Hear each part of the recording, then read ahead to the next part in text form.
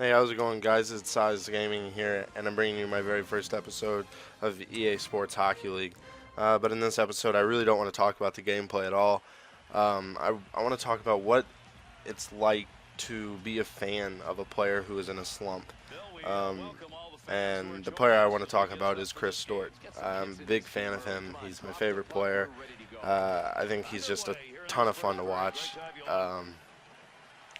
The the kind of game that he brings, the size, the hands, the ability to shoot, the ability to park himself in front of the net and pick up garbage goals, the ability to drop the gloves when needed, and then to be able to drop bodies. I just think that he's got a game that is so well-rounded and has so much potential that it's just so fun to watch whenever he's playing really good. Now, Chris Stewart had a down year last year compared to previous years. I mean, in the 2 years leading up to last year, he had 64 points in each year. And then last year, he had a combined total of 30 points. And now I don't know what it was that messed with him last year. I don't know if it was the coaching change. I don't really know what it was, but in my honest opinion, my personal opinion, I think that it was the game misconduct that he took whenever we were playing Detroit. He hit Nicholas Cronwall and got a 5-minute major boarding call, and then he took a suspension for it. From that point on, he kind of played, and this is where, I don't know if it was the coaching change, I don't know if it was the suspension. He kind of played a timid game. He kind of played where he felt like it looked like he did not want to make any mistakes. And, I mean, it's kind of understandable. Ken Hitchcock, he's kind of a no-nonsense coach. And Stewart wasn't performing, so dropped him down to the third line. Stewart started performing, he brought him back up to the second line. Then Stewart went back into a slump, dropped him down to the fourth line. And then he kind of teeter-tottered between the fourth and third line for the rest of the year, every once in a while coming up to the second line.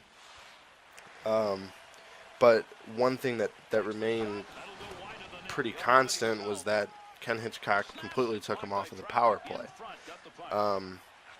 And if you look at his previous years, that's where he was really effective, because he could go in front of the net and, the puck would just find him and then it'd find the net.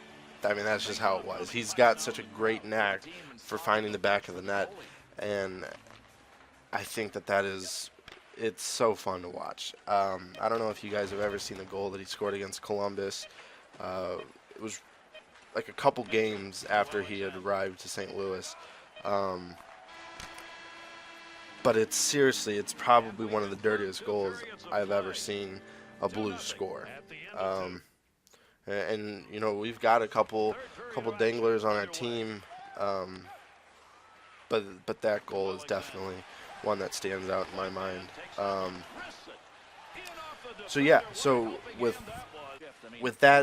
him having a slump last year, I think this year he could break out of it. He's coming to the season 25 pounds lighter, which is huge. He'll be able to stay out there for longer shifts.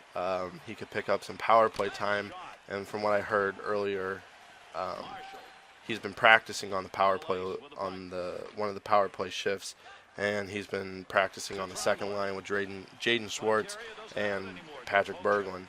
So I think things are looking up for him.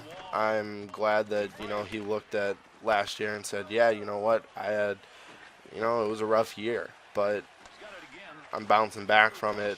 I'm coming in best shape of my career, and look to just kind of start over. And I think it'll be really fun to watch. I think he could be one of the best power forwards in the league.